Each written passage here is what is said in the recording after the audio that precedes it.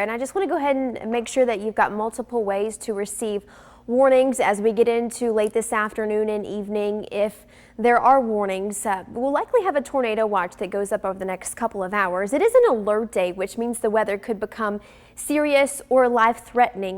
We're not looking for widespread severe weather, but there could be several storms that produce damaging wind gusts. There could be some large hail today. And a tornado risk does exist. Timing, we're talking about 1 p.m. till midnight. That's the time that it will likely be storming from northwest to southeast. Obviously not storming that entire time for everyone. Here's a big picture of the satellite radar composite at this hour. You can see a cold front up to the north and west, and there are already some thunderstorms in progress up across the Tennessee Valley. Those are gradually shifting to the east, nothing severe, but you can see some intense lightning up toward the Shoals and Florence between the Alabama-Tennessee state line.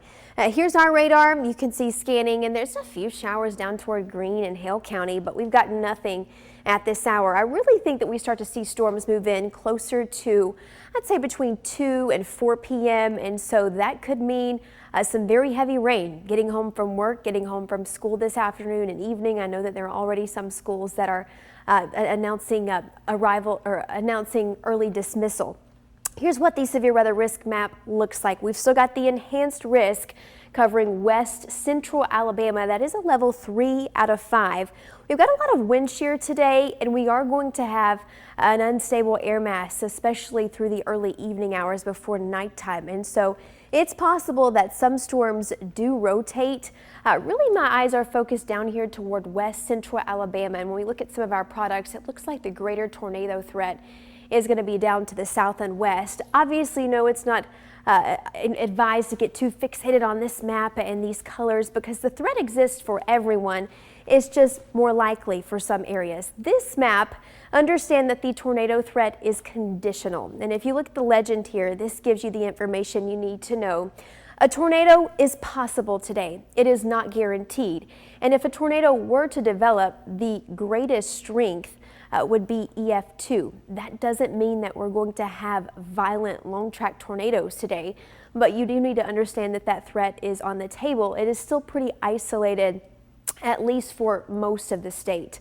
Timing the storm. So storms are already active across northwest Alabama now, and the window for spots like Hamilton and the Shoals up toward Hartselle and Moulton and Huntsville closes pretty early, I think through 6 p.m. And then the storms are we're more concerned about the storms up along the Highway 278 corridor and a little bit further south down toward Gardendale and Warrior and Birmingham, Tuscaloosa, Asheville, Gadsden, Talladega through 9 p.m.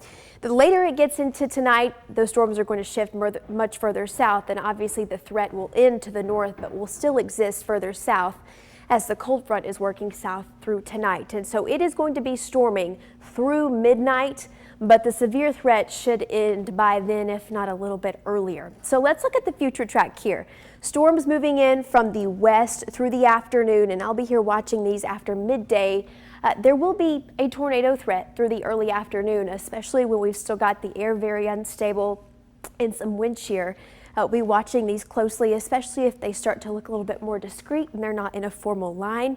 And then they start to cluster, and we've got some heavy storms through this evening. This is 5:30 on the future track. Some of these could have some large hail, and I don't want to dismiss just how heavy this rain will be. The flood threat looks to be a little lower than yesterday, as these are moving in quicker and moving south faster. But certainly these could produce some very heavy rain, and there could even be some localized flooding in spots, 2 to 4 inches on average. This is 8 p.m. Storms mainly south of the I-20 corridor. Those continue to push south through 10 p.m., but it still could be storming even after that, though it will not be severe up here across the I-20 corridor. So that gets us through midnight. And then tomorrow morning, there's still going to be some showers likely. Heavier storms will be down to the south, down toward Montgomery and Auburn and Opelika and down along the coast. But for the morning commute, I do think it could be wet. There could still be some showers around. That's the timing. Here's the 7-day forecast. We've actually got some more rain likely over the weekend between Saturday and Sunday, but obviously all eyes on today. We will be here through the afternoon, through the overnight, tracking the storms for you. Just make sure you've got multiple ways to receive warnings in the case that they are needed, and know your safe place ahead of time.